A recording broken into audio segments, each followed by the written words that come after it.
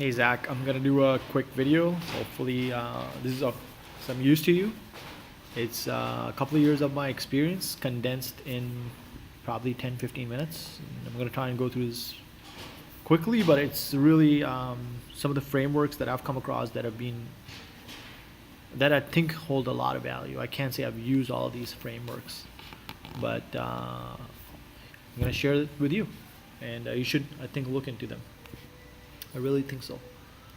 Right at the top of my head, I came across this a couple of years ago, but it's it's a pretty good summation of the three things entrepreneurs should be focused on, and in random order of priority. Um, Finding product market fit, being an inventor and an entrepreneur, and managing your own psychology, their own psychology is the three most important challenges, the biggest challenges for entrepreneurs. So everything kind of flows from here. And if it's for-profit, non-profit, you've still got to find product market fit, and I think like you have to do this and this in order to be able to do this. And, so if you have any questions in this domain, I've created a lot of systems, measure a lot of things in spreadsheets, so I can probably speak of that a little bit.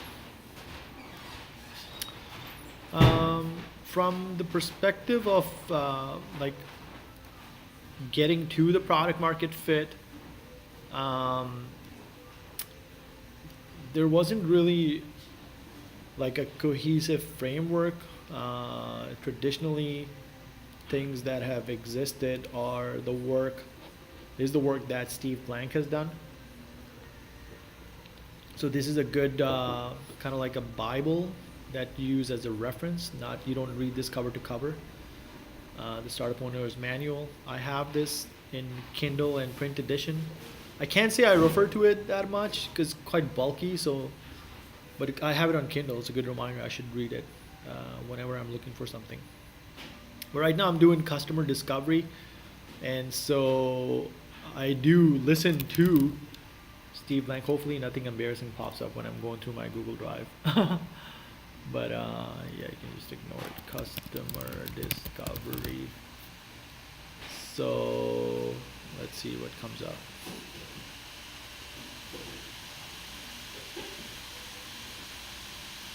Okay, now.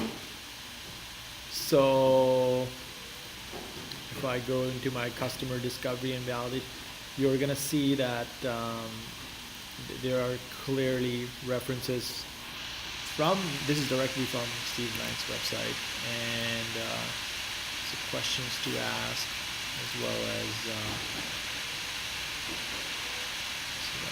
John-ish.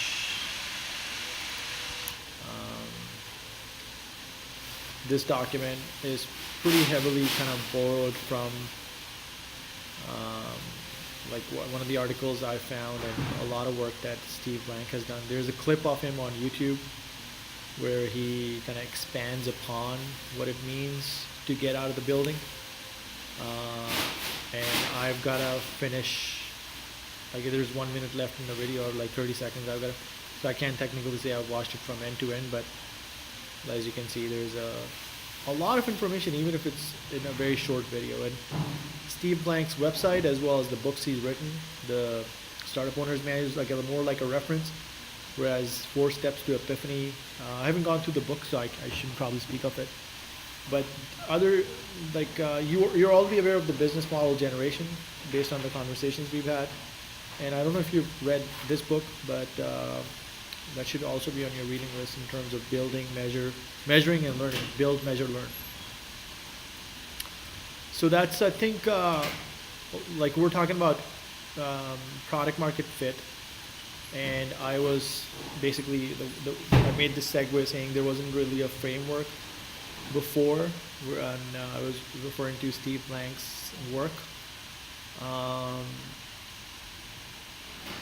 There's a pretty good article on Mark Andreessen's Andreessen Horowitz's blog post about why this matters the most. So again, doesn't matter what kind of market you're in.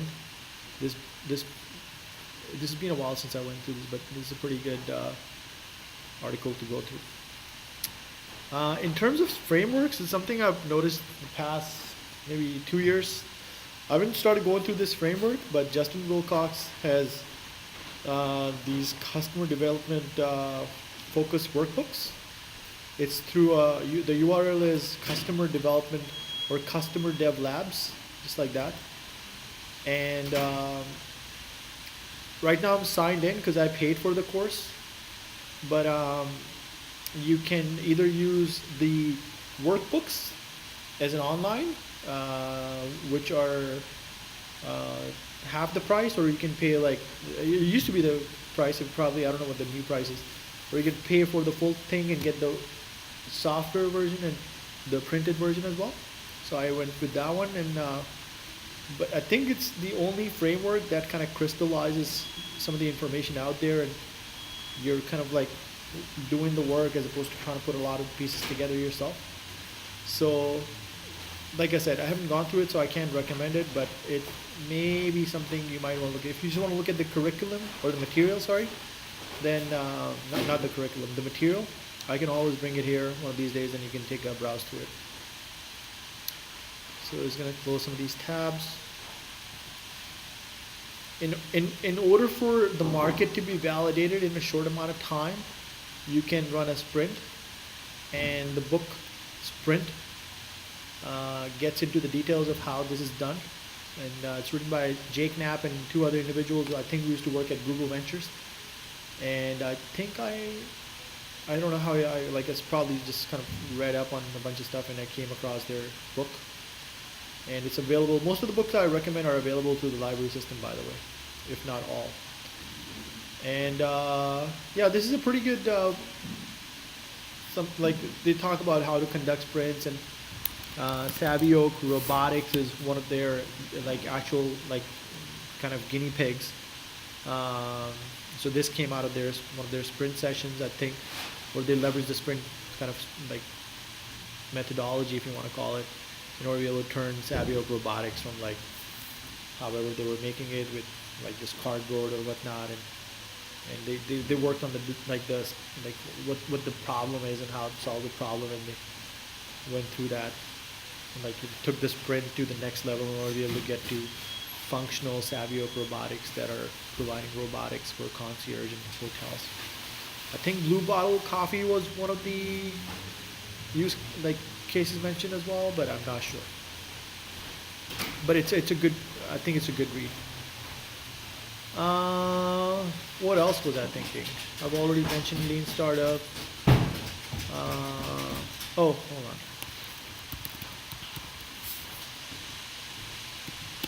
I don't know if I mentioned this, but this is my second take of the video. So there's this blog post by, it's called Unshackled Ventures. It's to help entrepreneurs in the United States mostly. But I think this is a good summation of the formula. And again, it applies to for-profit, non-profit. Team, market, customer validation leads to, they say investment conviction, but you can, I think you can say it leads to product market fit. But then it gets to the distinction of what each one of these buckets or areas really mean. And I think Nitin wrote this, but I could be wrong. But was one of these guys in their team, and he gets into the details. So that's an interesting read. Maybe worth your time. Check it out. On the topic of team, market, customer validation, so going through your university network, and I think you're kind of in a healthy kind of environment where you're already kind of part of communities like Hack Lab and others, where you have a chance to meet others, technical, non-technical, and not just bounce your idea around, but also see the fit and for somebody who could be on your team. So I think it's very important to spend a lot of time up front. Ideally speaking, you want to have your friends who you are compatible with and you've known for a while, and you complement each other's skills. You have to complement each other's skills, just not like your friend and you're like, let's do a startup. So, but what I mean by that is like knowing each other for a couple of years and really knowing each other in different situations and surroundings and see, do I want to like work with this person for 12 hours a day for the next X years or XX years? And if you can answer that question, that's I think that's a good fit. So some of the other resources that come up the top of my mind is like things like Co-Founders Lab. Things Hacker Nest is another one.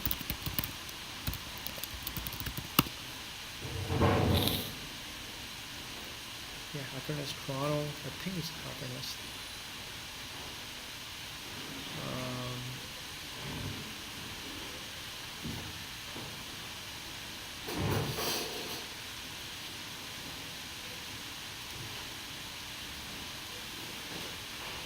Maybe it's not Hacker Nest. There's a Toronto specific.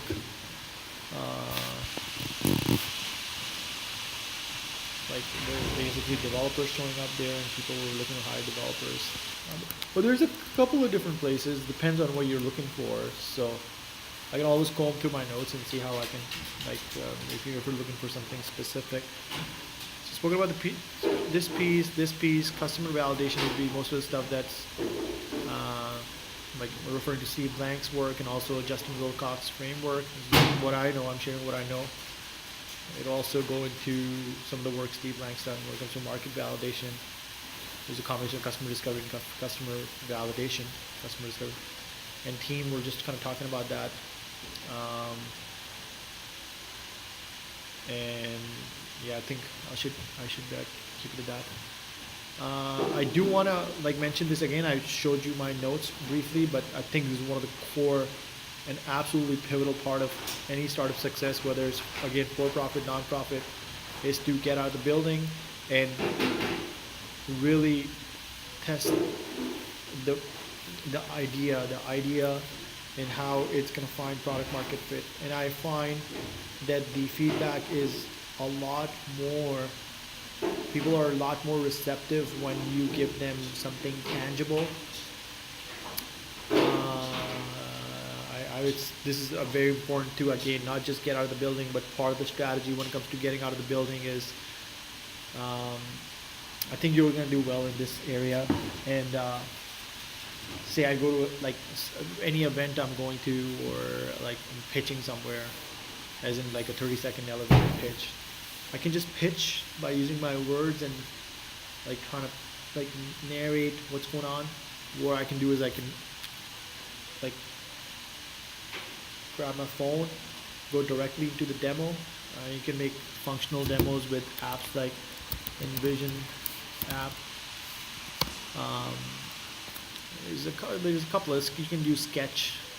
There's a couple of different options, but you can make like actually functioning, responsive kind of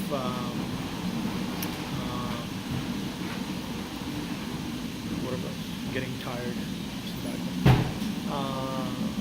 Like demos that gets like that really captures somebody's imagination, and I think the retention rate or the actual rate at which the probability of getting receptive feedback from somebody is kind of like 0 to 20%. Depends on how you like it's different for different people, but it's like in this range, but it kind of really shoots up to like 35, 40, maybe higher percentage once you've got a functional demo, because they start going, oh, see, I get it.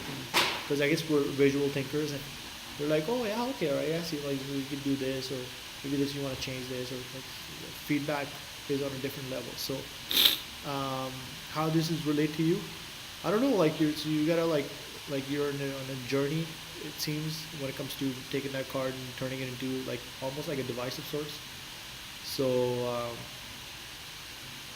if you had some like a couple of design kind of like had some design work done, and you can find like I don't know how you are from the perspective of budgeting, but you could always find like you don't have to pay like an arm and a leg to find a really good designer. You can find good designers on sites like Fiverr. There are other websites, but you gotta do a little bit of digging around and see which kind of quality is acceptable for you for which price, and you kind of do a trial and error from there. There are other websites too, but I think Fiverr works for preliminary design work unless you're going for something more advanced. So I want to talk about Founders Institute again. And I can't, like it looks like some of the details are kind of like they read on the site, so I can't share the actual curriculum with you. It's been a couple of years since I logged in. It's 3 or 4 years. What I want to show is that just gonna, like, I think it's okay to share. There's gonna be an what is it word? Unlisted video, so don't share this with anybody else. But just gonna give you a taste of their curriculum. Not trying to sell you on the course. Just I think it's a structured thing, but again, like I don't know how much they've actually changed, what changed to the actual curriculum. So I just at that time, like when I took the course 3 years ago, I didn't find it to be too focused on the product market fit side of things.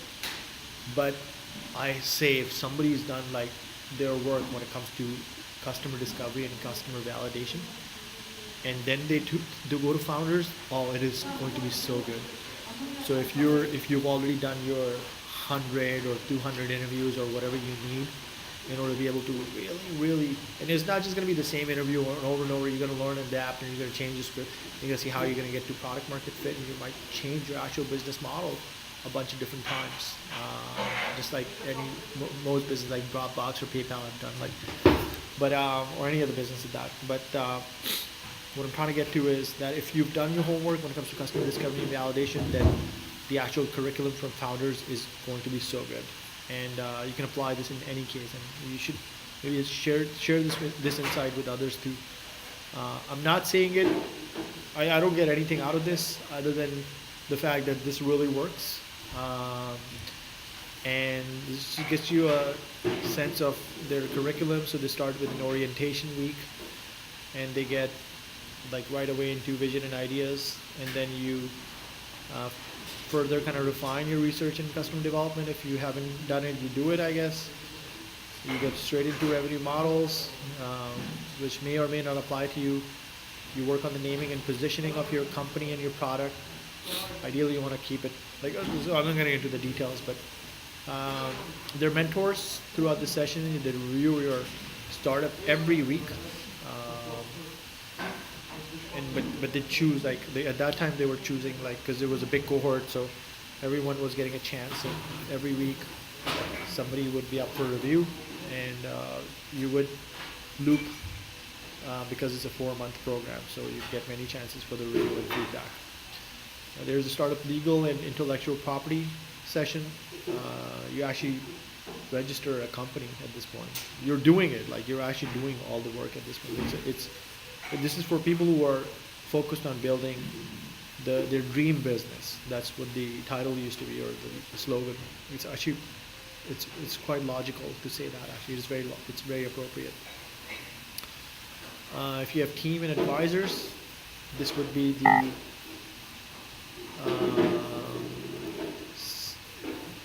you actually start recruiting people. You work on product development. You do another review. You do sales and traction. And there's a lot of work here. Like I'm getting down to the task level because they keep changing it. But you can see some of the other branding and marketing, bootstrapping and fundraising. And if you have survived, you go to the graduation and you present your product. There's a high rate for dropouts, so I don't know what it is now, but so I wouldn't comment on that, or at least it used to be. But the pool starts shrink, like it shrinks every week, pretty much. So yeah, I just want to give you a sense of what the program is, and If you go to their website at fi.co.to. Hi there. I am very. No, fi.co/Toronto. Yeah. So if you go to fi.co/Toronto, then there's a pretty good ecosystem map of what's happening where. Check it out. So there's a lot of good resources here. There's some of the active entrepreneur leaders in the community. So there's so quite some government resources which you might appreciate based on the work you've already done. Yeah, it's a good lay of the land in like a single snapshot. Some success stories, some global resources. Takes a city to raise a startup. So true. All right, so I just want to share that. In terms of like how I would, I don't want to sway your decision. Like, so, I mean, I've already seen the evolution of the product from like the cards to some kind of device, perhaps, which is very interesting. And maybe it makes sense to raise, like, structure like a company, for-profit, non-profit, and raise some funds. So I did a search on this crowdfunding website, GoFundMe, because it's a social cause, and I see a lot of social kind of endeavors raising money through this portal. So I just typed IoT here. Let me type Internet of Things. I don't know what's gonna come back. I don't know what that is. I didn't check this before. Okay, maybe I should just stick to IoT. And there's some companies here, or like some actual endeavors already raising money. So that's always an option. But if that's not the route, depends on how you structure your company and how you wanna. Kickstarter is always a option. I mean, Pebble was one of the success stories that have come out of Kickstarter, and I know you like the watch. And I think Pebble at that time broke the record of raising $10 million, and they raised the money really fast. So I'm not saying you're gonna you're going that exact. Well, it's like I'm just sharing like some of the reasons. Like there's others. Indiegogo is, I think, Canadian based, global now. There's many others. There's a whole bunch of ways. Like I've seen even companies like Start Engine, which kind of leverages some of the changes, at least when it comes to crowdfunding act in the United States, and how these one of the companies is on top of that, and how they're leveraging crowdsourcing in order to be able to fund businesses. And the guy Howard Marks is probably who we want to list. Like I think he's got good opinions on the subject overall. If that is the route you're thinking of taking, like there's always the traditional route of that's Howard Marks, by the way. I think he used to be former CEO of Activision, one of the video game companies. But this applies to Canadian companies too, by the way. So looks like they're going into ICOs now, which is interesting. I think it was applicable to Canadian companies last time I checked.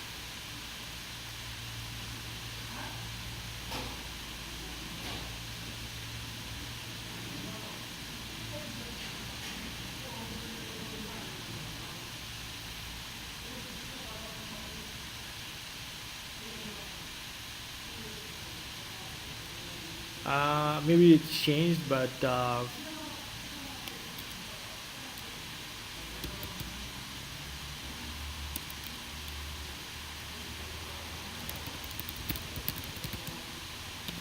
there's other companies. Like I met like one of these like guys recently.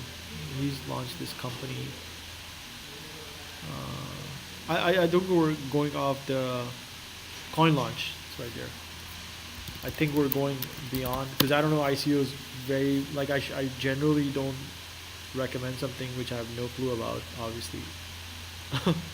So I shouldn't be talking about ICOs. But going back to crowdfunding, there's ways of like there's different ways of raising money. So traditional, like I said, crowdfunding, and also if the nonprofit route is what you're going through or the route you're taking, then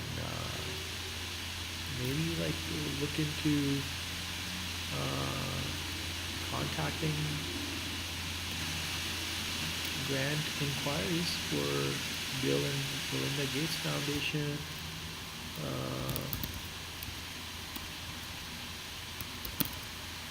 I think Omidyar or eBay. Who was the former eBay CEO?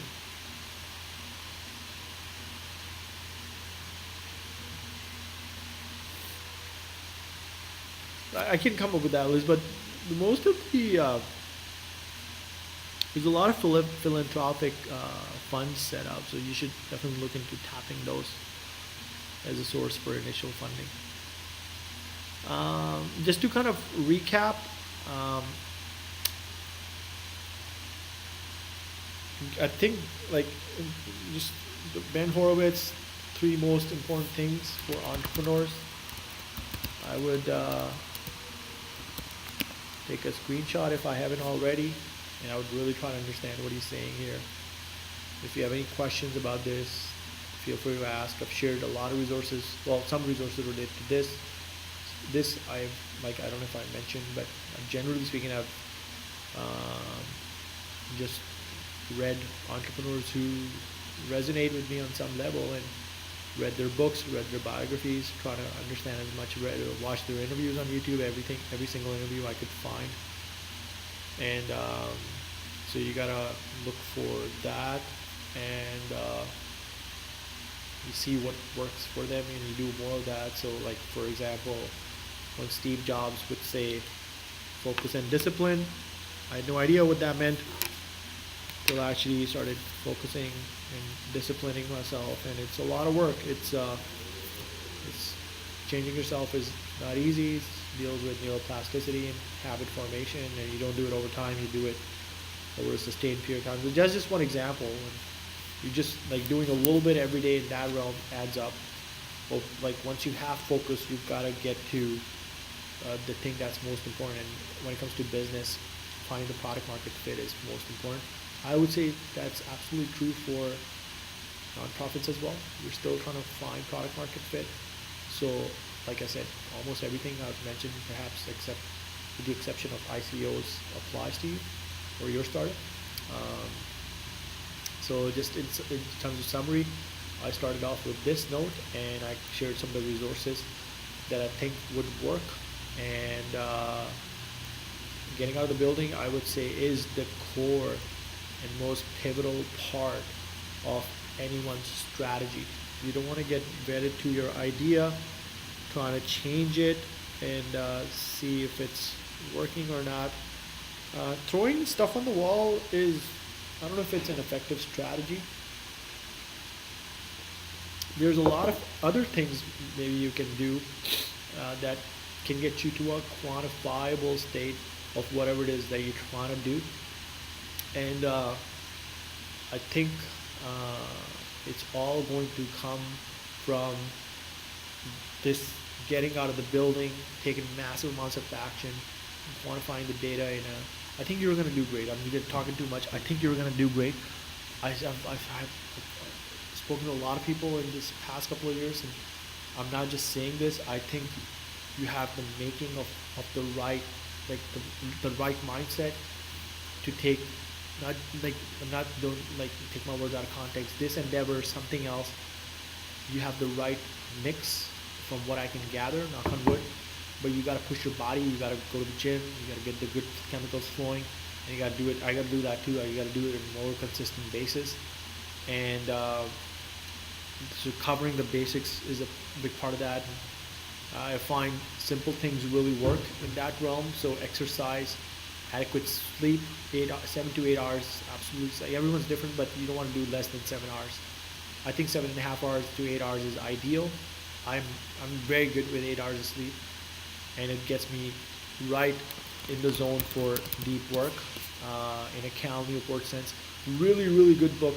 I really recommend this to most of the individuals who are entrepreneurs. You just got to read the book to appreciate it. It's written by Cal Newport, who is a theoretical computer scientist. But yeah, also you got to focus on basics. Is key in order to be able to managing the psychology piece. That's a big part of it. And the more systems you have and the more quantification you kind of bring in, the better I think the output is, because we do all these things on this unconscious autopilot, which actually do add up, and they take a chunk of our a lot of your time is sucked into these activities. Even if it's like Instagram, you do it like 10 minutes a day, it adds up over the week and month. That's just one example. Same with watching TV, watching sports, talking to people that we shouldn't be talking to. Like, there's a lot of other examples like that. So what I'm saying is covering the basics is a core part. But yeah, if you do the basics, you use some of these, I guess, frameworks, and you push your body, and I see really good things. uh, Generally speaking, I make videos and I post them on YouTube. It's pretty rare that actually I shouldn't say that. I've done this in a couple of cases. I do make documents for others, but I figured I'd do this because I can get this done quickly versus trying to write something which forces me to think about what I'm saying. It takes a little bit more time. Anyway, so I hope this was of some use. And I look forward to receiving further updates with you on how your startup is doing. Keep me posted. Let me know what's up, and talk to you soon. See you, man.